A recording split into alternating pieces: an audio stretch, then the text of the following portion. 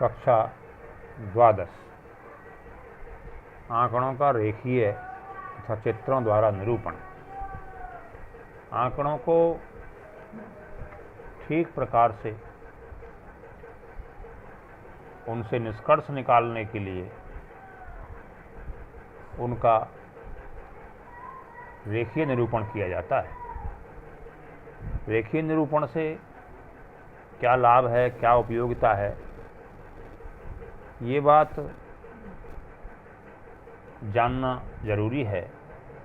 आंकड़ों को आकर्षक बनाने के लिए, रुचिकर बनाने के लिए, प्रभावशाली बनाने के लिए, एक दृष्टि में उन्हें स्पष्ट करने के लिए, समय और श्रम की बचत करने के लिए, तुलनात्मक अध्ययन करने के लिए, इस तरह से बहुत सारे लाभ आंकड़ों के रेखीय निरूपण से हैं। वैसे तो रेखीय निरूपण के लाभ भी हैं, दोष भी हैं। कुछ दोष क्या हैं?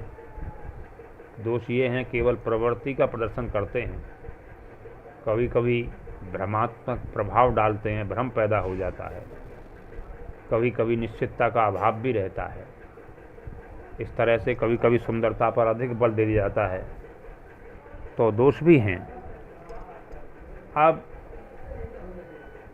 जो आंकड़े हैं वो कई प्रकार के होते हैं, जैसे रेखा चित्र है, दंड चित्र है, और एक विमीय आंकड़ों में आते हैं। ये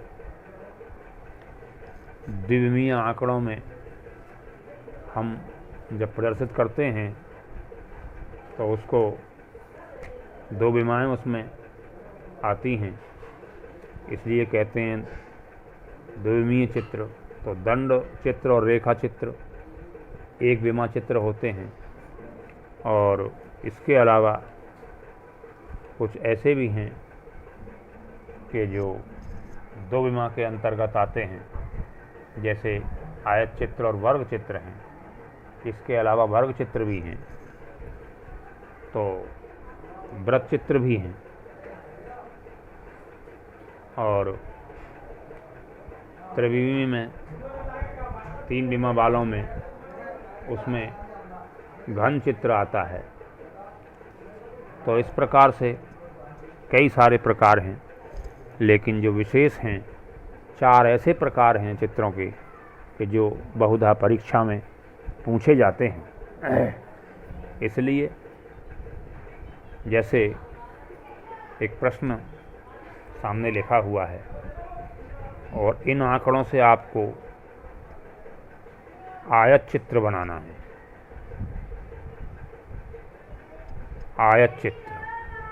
आयत चित्र हिस्टोग्राम बोलते हैं। आयत चित्र को हिस्टोग्राम या आयत चित्र कैसे बनाते हैं? एक ग्राफ पेपर अपना लेते हैं और उस ग्राफ पेपर पर इस तरह से एक एक्स अक्ष होता है और एक वाई अक्ष होता है। तो एक्स अक्ष पर हम क्या लेते हैं? वर्ग अंतराल। वर्ग अंतराल को एक्स अक्ष पर, और बारंबारता को हम लेते हैं वाई अक्ष पर। कैसे? अब यहाँ से 10, 0 यहाँ आ जाएगा, 20, ये 30, 40, 50, 60, 70 और ये 80। अब हम बारंबारताओं के ध्यान करते हैं तो प्रश्न में बारंबारता अधिकतम 20 है।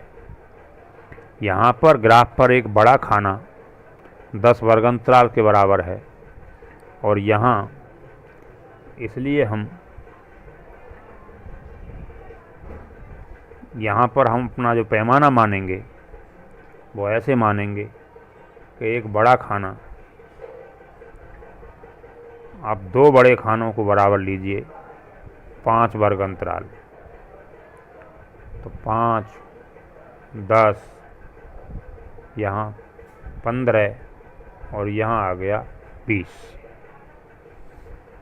अब जो पहला वर्ग है 0 से 10, उसकी बारंबारता है 3, तो हम 3 तक केवल जाएंगे।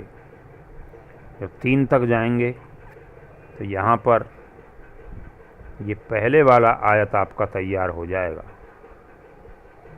अब 10 से 20 की बारंबारता है 7, तो 7 तक हम जाएंगे। यहाँ है 5 और यहाँ 10 है, तो 7 तक जाएंगे केवल। और मान लीजिए 7 आपका यहाँ है, तो उसी हिसाब से बांट लेते हैं कॉलमों को। जैसे छोटे छोटे कॉलम इनमें यहाँ 10 और 10 होते हैं, 20 कॉलम हो गए। 20 कॉलम 5 के बराबर है नहीं? तो 1 के बराबर छोटे 4 कॉलम आ जाएंगे। इस तरह से आपका यहाँ तक 7 आ गया। फिर 20 से 30 की बारंबारता है 10, तो 20 से 30 की बारंबारता 10 है, तो 10 तक ये आयत बन जाएगा आपका। फिर 30 से 40 की बारंबारता 17 है, और 17 आपका यहाँ तक बैठता है, तो 17 तक जाएंगे, एक आयत आपका ये बन जाएगा। फिर इसके बाद 40 से 50 की बारंबारता 20 है, तो आप 20 तक जाएंगे। सभी आयतों की चौड़ाई समान रहेगी। आप 50 से 60, तो 50 से 60 की बारंबारता 15 है, 15 तक जाएंगे। इस तरह से ये आयत चित्र आपका बनेगा। 60-70 की बारंबारता 12 है, और ये 12 आपका यहाँ बैठेगा, तो ये आयत बन गया। और उसके बाद 70 से 80 जिसकी बारंबारता 10 है, तो 10 तक आप इसमें जाएंगे। तो इस प्रकार से ये आयत चित्र का निर्माण हो जाएगा। ये कम से कम 5 अंक का सवाल आपका आता है। इसके बाईं ओर पैमाना लिख देते हैं हम, पैमाना। पैमाने में एक्स अक्ष पर एक बड़ा खाना बराबर 10 वर्ग अंतराल, और वाई अक्ष पर एक बड़ा खाना बराबर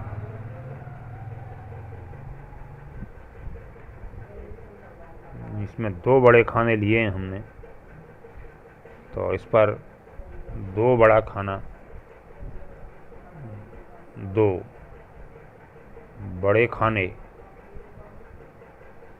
बराबर ये हो जाएगा 2 बड़े खाने बराबर 5 बारंबारता। इस तरह से ये आयत चित्र आपका तैयार हो गया। यहाँ लिख दिया जाएगा आयत चित्र। तो ये आयत चित्र हो गया। एक दूसरा प्रकार है बारंबारता बहुभुज। अगला है, ये आयत चित्र हो गया आपका। अगला है बारंबारता बहुभुज। इसके लिए क्या करना होता है? इसके लिए यह करना होता है कि पहले इसी तरह से प्रश्न होगा, पहले आंकड़ों का आयत चित्र तैयार कर लेते हैं।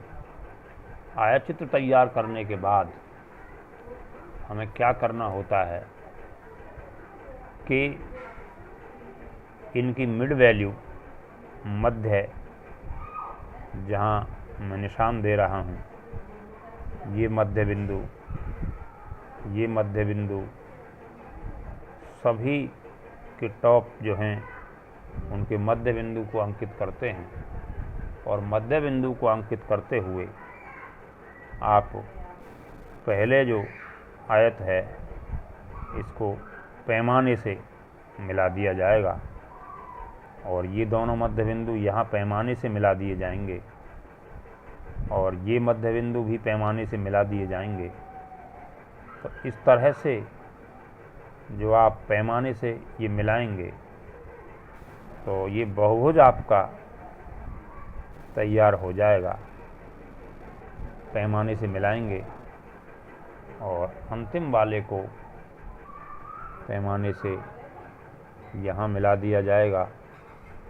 तो ये बारंबारता, पहले ये आयत चित्र था खाली, और यदि बारंबारता बहुभुज कहता है तो बारंबारता बहुभुज के लिए पहले आयत चित्र बनाया जाएगा और आयत चित्र बनाने के बाद फिर इसके मिड वैल्यू की जो मध्य टॉप के मध्य हैं ये पैमाने से मिलाएंगे तो ये हो जाएगा बारंबारता बहुभुज। एक तीसरा चित्र है आपका बारंबारता वक्र।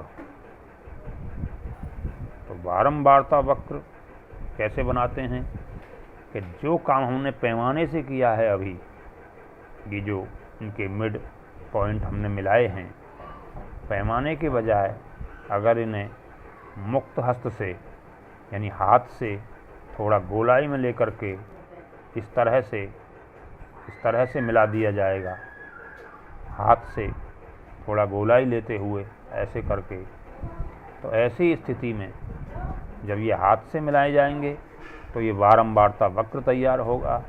जब ये पैमाने से मिलाए जाएंगे तो बारंबारता बहुभुज तैयार होगा।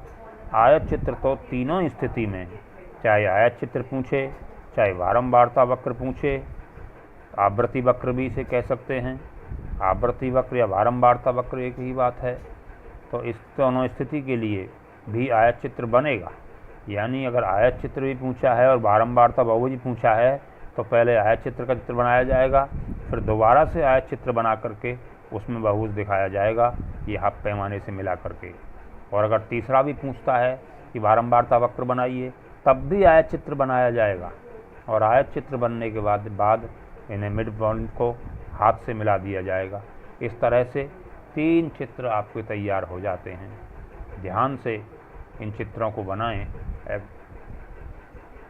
इस प्रकार से ये 3 चित्र, अभी एक और महत्वपूर्ण चित्र बाकी है, अगला संचयी बारंबारता वक्र। तो संचयी बारंबारता वक्र जो बनाया जाता है, संचयी बारंबारता वक्र की अलग विधि है जिसे अगली वीडियो में बताया जाएगा।